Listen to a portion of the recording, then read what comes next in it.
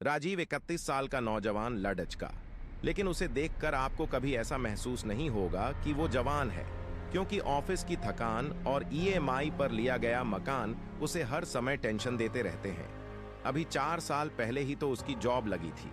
उसके पापा ने भी अपना सारा प्रोविडेंट फंड राजीव और उसके भाई को एक अच्छे कॉलेज से इंजीनियरिंग करवाने में लगा दिया था, तो पापा के पास भी कुछ नहीं था कि वो मदद मांग सके। पर इतनी क्या जल्दी थी राजीव को घर लेने की? फिर अभी 2 साल पहले ही दोस्त ने नई चमचमाती कार खरीदी थी। इतना टेंशन मोल लेने की जरूरत क्यों आन पड़ी? इसका जवाब बहुत आसान है। अगर राजीव ये सब नहीं लेता तो उसके रिश्तेदार और उसके दोस्त ये कैसे मान लेते भाई के राजीव लाइफ में सक्सेसफुल हो गया है, एक अमीर आदमी बन गया है, नई कार, खुद का घर, ब्रांडेड कपड़े, महंगा फोन। बिना इनके भी कोई सक्सेस दिखती है क्या?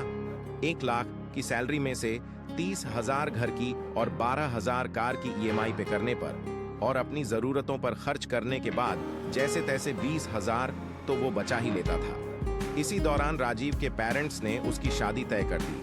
अब भाई बेटा इंजीनियर, पापा सरकारी नौकरी से रिटायर, शादी तो धूमधाम से ही होनी चाहिए। और फिर पिछले साल शर्मा जी ने बिजली विभाग में क्लर्क होकर भी अपने बेटे की शादी पर 5 लाख लगाए थे, तो राजीव के पापा तो ऊंची पोस्ट पर थे, तो 20 से 25 लाख से कम की शादी कैसे कर सकते हैं? बाबा की इज्जत बचाए रखने के लिए राजीव ने 10 लाख का पर्सनल लोन ले लिया। अब क्या था, ईएमआई बढ़कर 75,000 हो गई। फिर शादी हुई, खर्चे बढ़े। इन्हीं खर्चों को पूरा करते करते राजीव 50 साल का हो गया। अब उसका बेटा भी इंजीनियरिंग की पढ़ाई कर रहा था ताकि एक सिक्योर जॉब मिल जाए। इंडिया का मिडिल क्लास कभी भी खुद को फाइनेंशियली फ्री नहीं कर पाता। तैयार हो तो कमेंट कर दो, आई एम रेडी, क्योंकि जिंदगी बदलने वाली है दोस्त। नंबर 1, ये शादी है या बर्बादी? शादी हर किसी की जिंदगी का खास पल, 2 परिवारों का मिलन, एक नए रिश्ते की शुरुआत। भारत के लोगों के लिए शादी केवल एक ट्रेडिशन ही नहीं, बल्कि एक इमोशन, और इसीलिए गहनों से लेकर क्लोथिंग, खाना, गार्डन, यहां तक कि सूटकेस जिसे चीजों का बिजनेस भी इसी पर टिका हुआ है। शायद इसीलिए इन लगेज इंडस्ट्री का सबसे बिग मार्केट है, जिसका CAGR यानी कंपाउंड एनुअल ग्रोथ रेट 18%, जो बहुत सी और इंडस्ट्रीज से कहीं ज्यादा है, और इसकी 44% सेल्स है। वेडिंग सीजन में होती है, इसी से आप देश में बरछते बिग फैट वेडिंग का ट्रेंड समझ सकते हो।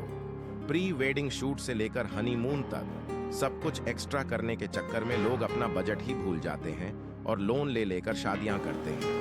किसी को भी कोई शिकायत का मौका ना मिले, लोगों के लिए हमारी शादी यादगार हो। इस चक्कर में तो लोग अपनी बरसों की कमाई दौलत 3 दिन के फंक्शन पर उड्डा देते हैं, और फिर भी कोई ना कोई फूफा या जीजा कुछ ना कुछ तो निकाल ही देता है।